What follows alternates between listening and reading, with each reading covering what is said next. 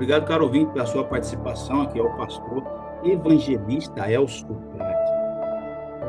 Hoje eu tenho uma mensagem que Deus colocou no meu coração, que você com certeza já deve ter ouvido ela muitas vezes, ou até já presenciado, ou até mesmo já pregado sobre esse ponto. Mas eu tenho uma outra versão, né, que não foge da realidade, mas que eu, meditando na palavra de Deus, eu aprendi. Então, se eu aprendi, então eu gostaria então de poder compartilhar com você.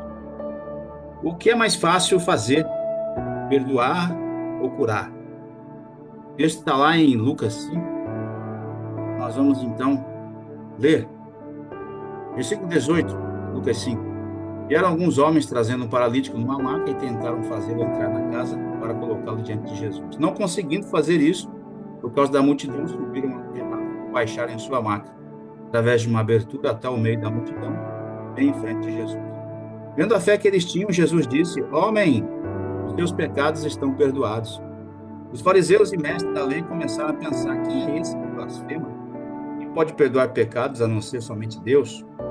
Jesus, sabendo que eles estavam pensando, perguntou: por que vocês estão pensando assim? O que é mais fácil dizer? Os seus pecados estão perdoados, ou levanta-te e anda? Mas para que vocês saibam que o Filho do Homem tem na terra autoridade para perdoar pecados, disse ao paralítico: eu lhe digo, levanta-se, pegue a sua maca, vá para casa. Perdoar pecados é mais importante para Jesus do que qualquer outra cura ou milagre. Tanto que ao ver o paralítico descer, ele diz: perdoados são os teus pecados. Com certeza a razão daquela paralisia foi devido ao pecado desse homem. Mas o paralítico não foi ali para pedir perdão, não, e nem dos seus pecados, e sim para ser curado. O pecado estava paralisando essa pessoa, fisicamente e espiritualmente. Entretanto, penso eu, o ser humano deseja ver sinais, e estes são milagres, como curas, libertações, andar por cima do mar, etc. Pois bem, dentro da escala de audiência, as curas são mais oportunistas e dão mais likes do que dizer perdoados são teus pecados. Porém, para Jesus, perdoar era muito mais importante do que curar naquele momento. Os fariseus de imediato criticaram. Você leu e você acompanhou porque duvidaram que Jesus teria poder para perdoar pecados. Quem é esse homem? Quem ele pensa que é? Diziam os fariseus. Jesus disse: qual é mais fácil? Dizer perdoados são os teus pecados ou dizer levanta-te e anda? Lógico que qualquer ser humano escolheria a primeira opção. Perdoar pela ótica humana é mais fácil, é só dizer e pronto. Perdoar não existe algo visível, e curar existe algo visível. A cura é algo extraordinário, uma ação visível que contraria todos os laudos médicos e tudo que as pessoas viram desse paralítico a vida toda. Já que disseram quem pensa que esse homem é, Jesus, o Filho do Homem, partiu pelo mais difícil, realizou a cura do paralítico, mas antes fez um trocadilho dizendo: ora, para ver que o Filho do Homem tem poder para perdoar pecados, digo, levanta-te, toma a tua cama e vai para a sua casa. Em outras palavras, Jesus diz assim: eu, o Cordeiro que tira o pecado do mundo, realizo milagres para que vocês creiam, e eu posso perdoar pecados e transformar suas vidas. Gostaria de abordar essa mensagem em duas perspectivas diferentes. A primeira de nossa ótica humana e a segunda da ótica de Jesus, o nosso Senhor. Nossa perspectiva, pois afinal Jesus perguntou aos homens: o que é mais fácil afinal de contas?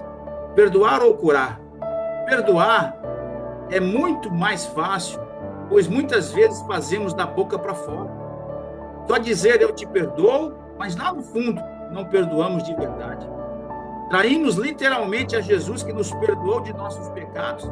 Na verdade, isso é falsidade, insensibilidade, hipocrisia e desonestidade de nossa parte para com o nosso Senhor. Deveríamos ler e escrever, passando a limpo até cansar, 490 vezes no mínimo, até entendermos Mateus 18, do versículo 23 ao 25, que diz sobre a parábola do credor incompassível.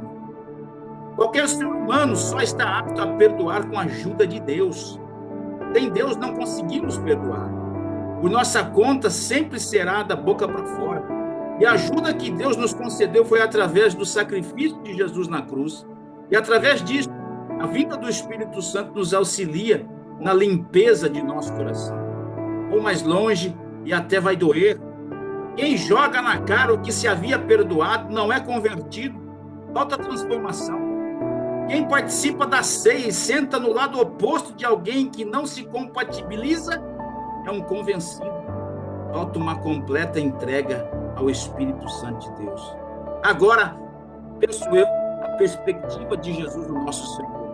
O que é mais fácil para Jesus fazer? Sendo Jesus o próprio Deus, certamente não existe algo difícil para Jesus fazer. Vamos relembrar em Gênesis 18, versículo 1 ao 15, quando Deus e 2 anjos apareceram a Abraão perto dos carvalhos de Manre para anunciar o nascimento de Isaque. Abraão e Sara eram velhos e naturalmente não teriam mais filhos. Porém, ao ouvir a promessa, Sara riu para si mesma. E Deus, na pessoa de Jesus, uma teofania, respondeu assim: existe alguma coisa impossível ao Senhor? Mesma situação para Israel, para Isabel, quer dizer, tendo velha que teve João Batista, lemos em Lucas 1, versículo 37, para Deus nada é impossível. Em Jeremias 32, versículo 17, quando este profeta estava preso e Deus o mandou comprar um terreno em Anatote, mesmo sabendo que a Babilônia iria tomar Jerusalém e tudo mais ao redor, lemos assim: ah, Deus, tu fizeste os céus e a terra, com os teus braços estendidos, nada há que seja difícil a ti fazer. Em Marcos 10, quando Jesus estava com seus discípulos, e aquele homem rico, ao qual disse que se quisesse ser perfeito, deveria vender tudo e dar aos pobres, disseram: então quem pode se salvar? Jesus respondeu: aos homens é impossível, mas para Deus nada é impossível. Se para o homem perdoar é mais fácil, para Jesus, se o difícil não existe, podemos classificar que o mais dolorido para o Filho do Homem é a sua capacitação para perdoar. Porque o Filho do Homem tem poder sobre a terra para perdoar pecados, porque custou a sua própria vida, seu sofrimento, seu flagelo, seu sacrifício e o seu próprio sangue. Quando o homem caminhava todas as tardes com Deus, e mesmo assim, em sua inocência, desobedeceu suas ordens, o comando e a autoridade humana foi entregue a quem o tem? Satanás. O mundo jaz no maligno porque o homem assim pegou a autoridade. Porquanto a profecia do próprio Deus em Gênesis 3,15 diz que da mulher viria o libertador que esmagaria a cabeça de Satanás.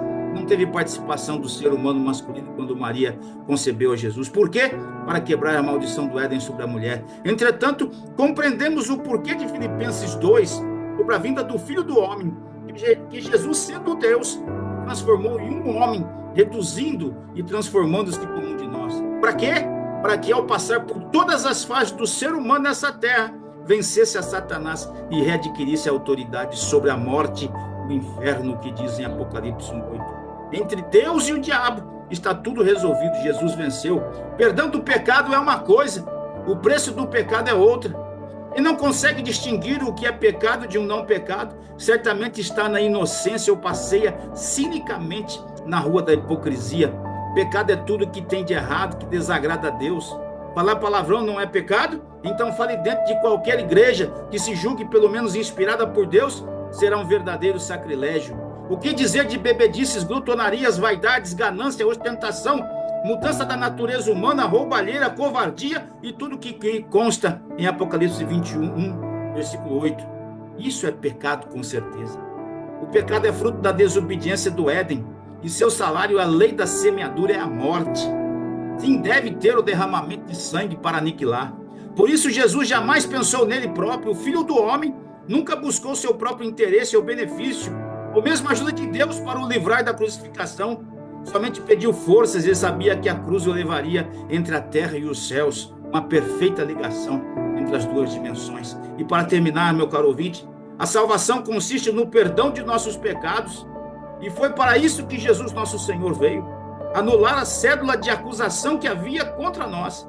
Somente quem venceu o pecado, o mundo, Satanás e a morte, pode ser considerado o Cordeiro de Deus que tira o pecado do mundo, o resgatador de minha alma e da sua alma e das nossas almas. Que Deus possa te abençoar tremendamente e te abençoar nesses dias futuros.